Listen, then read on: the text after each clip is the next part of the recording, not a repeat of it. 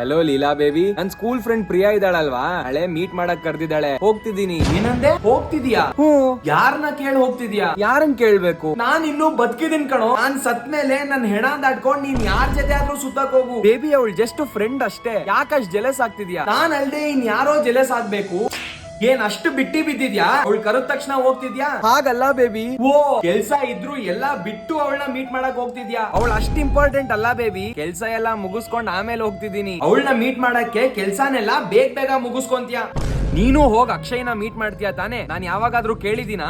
Akshay is my best friend ಕಣೋ. ನಿನಗ್ ನನ್ ಮೇಲ್ ನಂಬಿಕೆ ಇಲ್ವಾ? ನಿನಗ್ ನನ್ ಮೇಲ್ ನಂಬಿಕೆ ಇಲ್ಲ ಅಂತ ಹೇಳು. ನನಗ್ ನಿನ್ ಮೇಲ್ ನಂಬಿಕೆ ಇದೆ, ಮತ್ತೆ ಬಟ್ ಅವಳ ಮೇಲ್ ನಂಬಿಕೆ ಇಲ್ಲ. ಅವಳ ಮೇಲ್ ನಂಬಿಕೆ ಇಲ್ಲ ಅಂದ್ರೆ ನಾನೇನ್ ಮಾಡ್ಲಿ? ಅವಳನ್ನ ಮೀಟ್ ಮಾಡ್ಬೇಡ. ಆಯ್ತು ಬಿಡು, ಹೋಗಲ್ಲ. ಬೇಡ, ಪರವಾಗಿಲ್ಲ, ಹೋಗ್ಬಾ. ಆಮೇಲೆ ನಿನ್ ಫ್ರೆಂಡ್ಸ್ ನ ಮೀಟ್ ಮಾಡಕ್ಕೂ ನಾನ್ ಬಿಟ್ಟಿಲ್ಲ ಅಂತ್ಯ. ಹಾಗಿದ್ರೆ ಸರಿ, ಹೋಗ್ತೀನಿ. ಏನು ಹೋಗ್ತ್ಯಾ? ನೀನೇ ಅಲ್ವೇ ಹೇಳಿದ್ದು ಹೋಗು ಅಂತ? ನಾನ್ ಹೇಳ್ತೀನೋ? ನಾನ್ ಹೇಳಿದ್ರು